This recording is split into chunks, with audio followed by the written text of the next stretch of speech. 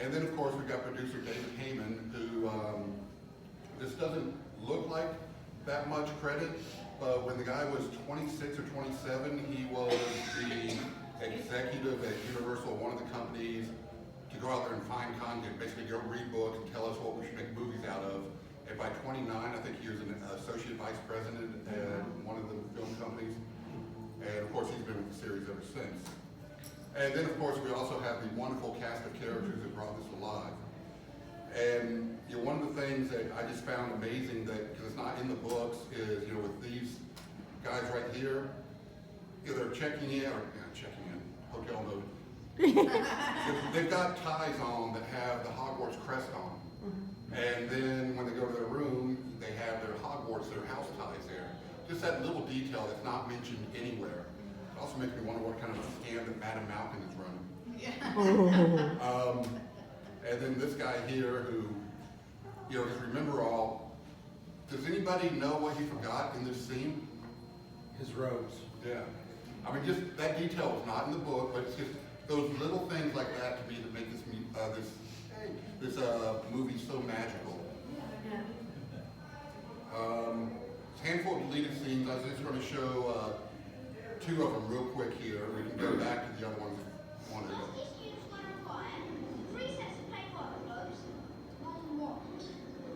Essential bit of equipment, Harry. What pair of dragon-hide gloves? Hagrid, do they need to remember a dragon? Well, they don't mean a penguin, do they? Froggy, I love a dragon. You like a dragon? Vastly misunderstood, this, Harry. Vastly misunderstood.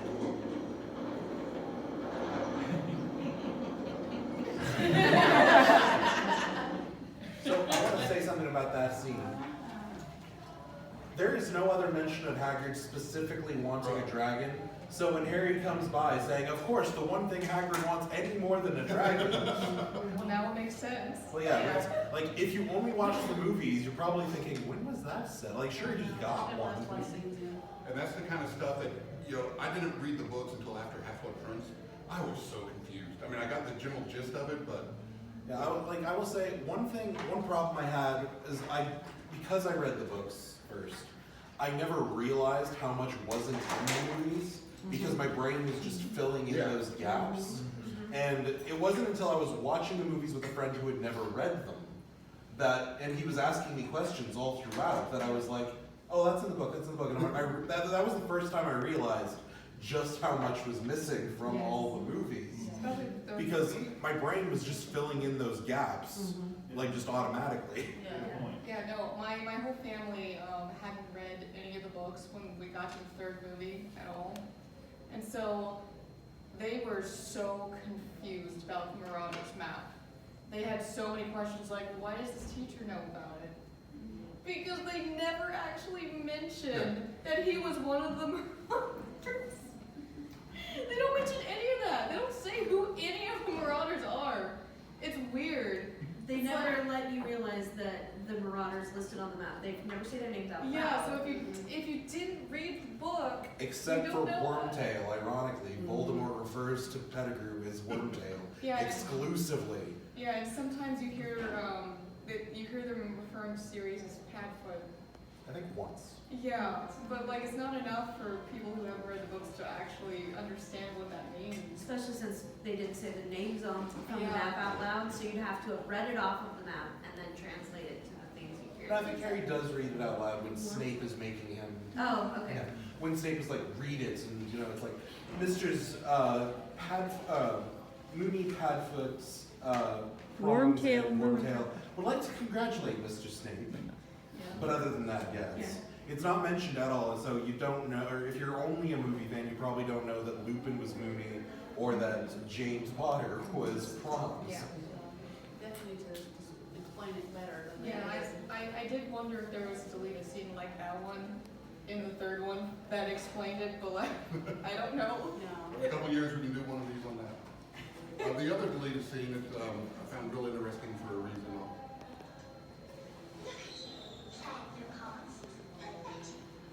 We've got final exams coming up soon. I'm ready. Ask me any question. All right. What are the three most crucial ingredients in a forgetfulness potion?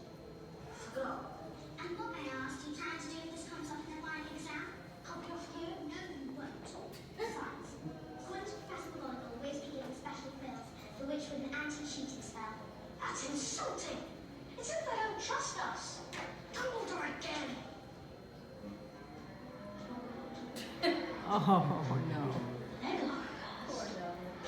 boy. Poor Neville.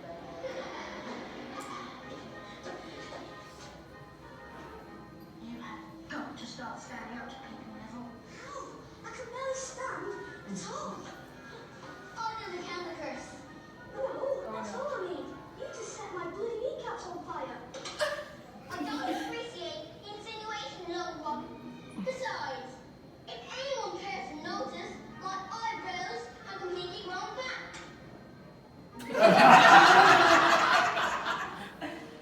I found him. What is particularly famous for his defeat of the Dark Wizard Grindelwald in 1945, for his discovery of the 12 uses of dragon blood, and his work on alchemy with his partner Nicholas Flamel. I knew the names out of the video. I'm going to reprint that today. Follow me. Huh.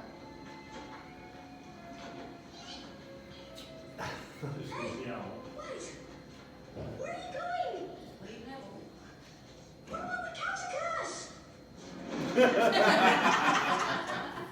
So yeah, two things on that is, you know, a little change. I mean, obviously you've got the scene, much like the Hagrid foreshadowing, where they tell Neville he needs to clean up